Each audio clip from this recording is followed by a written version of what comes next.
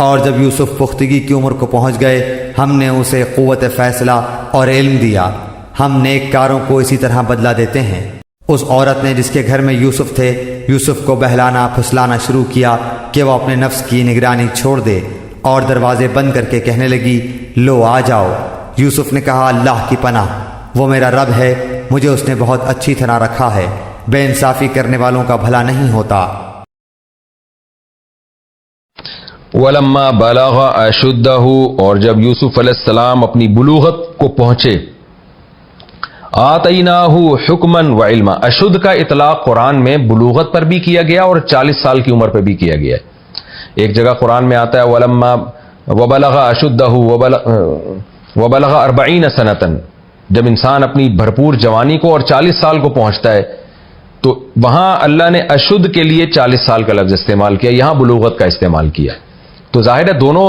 بھرپور طاقت ہوتی ہے انسان میں، بلوغت میں بھی بھرپور طاقت ہوتی ہے اور 40 سال میں وہ انتہائی یعنی ہر لحاظ سے میچور ہونے کے لحاظ سے اور اعضاء میں جو تناسب پیدا ہو چکا ہوتا ہے ہر لحاظ سے میچور ہو جاتا ہے 40 سال میں۔ تو یہاں بھی اشد ہے وہاں بھی اشد ہے، تو دونوں کی الگ الگ نوعیت کے لحاظ سے اللہ نے اشد کہا ہے۔ آتیناہ حکما و علما، ہم نے ان کو نبوت اور علم عطا کیا۔ وکذالک نجزی المحسنین، اچھے عمل والوں کو ہم اسی طرح سے بدلہ دیا کرتے ہیں، کیونکہ یوسف علیہ السلام عمل کے اچھے تھے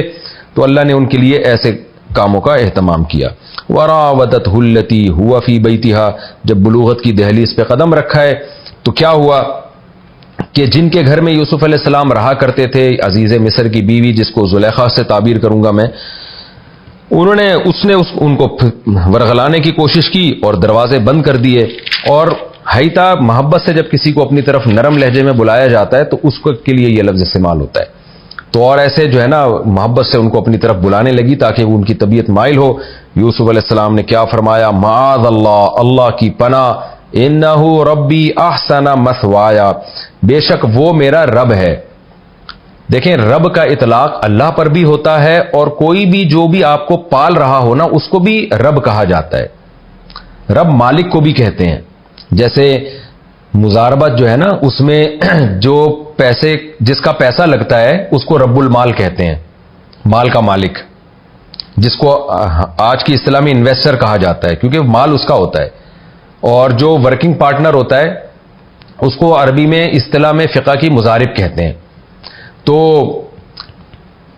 یہاں رب جو ہے نا مالک کے معنی میں ہے، رب پالنے والے کے، پالنہار کے معنی میں، تو اس سے مراد بعض مفسرین اس طرف گئے، اس سے مراد اللہ تعالیٰ کی ذات ہے، لیکن راجح بات یہی ہے کیونکہ احسن مثوایا،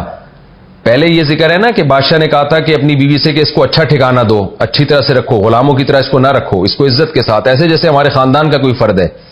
تو اس سے بھی یہ معلوم ہوتا ہے اور زیادہ تر مفسرین بھی اس طرف گئے ہیں کہ اس سے مراد اللہ کی ذات نہیں ہے بلکہ اس سے مراد ہے بادشاہ، بادشاہ نہیں، یہ جو عزیز مصر ہے یہ مراد ہے۔ تو یوسف علیہ السلام کہہ رہے ہیں یہ میرا مالک ہے، احسن مثوایا، اس نے مجھے بہت اچھا ٹھکانہ دیا ہے، تو میں کیسے خیانت، وہ مجھ پر اعتماد کر رہا ہے اور میں اس کی بیوی پر ہاتھ ڈالوں، یہ خیانت مجھ سے نہیں ہو سکتی۔ یہاں ایک اشکال پیدا ہوتا ہے کہ اصل میں تو یوسف علیہ السلام کو اللہ کا حوالہ دینا چاہیے نا، کیونکہ زنا کو تو اللہ نے حرام قرار دیا، تو اصولی طور پر بالفرض وہ بادشاہ کی عزیز مصر کی بیوی نہ بھی ہوتی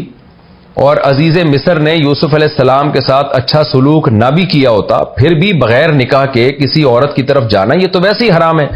تو پیغمبر کے پیغمبر ہونے کا تقاضا یہ تھا کہ یوسف علیہ السلام عزیز مصر کا حوالہ نہ دیتے بلکہ اللہ کا حوالہ دیتے کہ عزیز مصر کی بیوی تو ہے یا نہیں ہے، اس نے میرے ساتھ اچھا سلوک کیا یا نہیں کیا، تو شادی شدہ ہے یا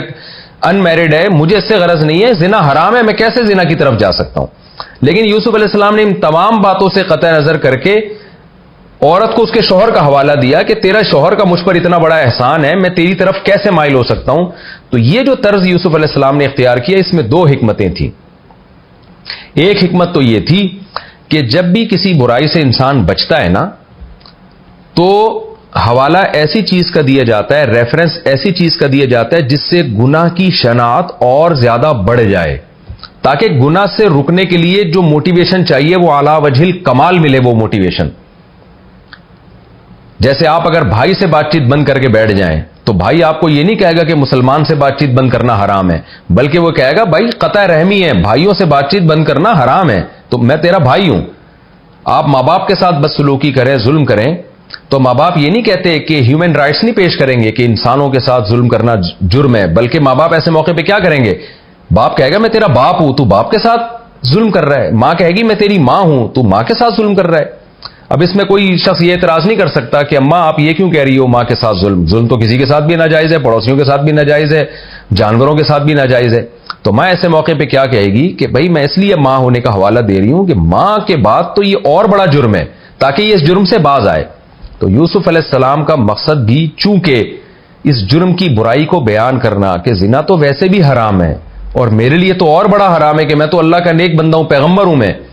اور لیکن ان چیزوں کے واسطے نہیں دے رہے، بلکہ اس جرم کی برائی کو بڑھانے کے لیے کہ ایک تو کسی کی بیوی ہے اور ایسے آدمی کی بیوی ہے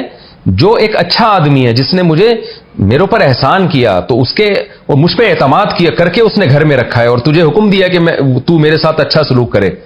تو ایسے موقع پہ اسی کی بیوی کی طرف مائل ہونا، چاہے وہ خود دعوت دے رہی ہو، یہ تو اللہ کی پناہ، یہ تو بہت بڑا جرم ہے، تاکہ وہ اس جرم سے باز آئے، اس جرم سے رکے۔ ان کا مقصد تھا جرم سے روکنا اس عورت کو، تو اس کے لیے بلاغت کا تقاضا یہی تھا کہ اللہ کے حوالے کے بجائے،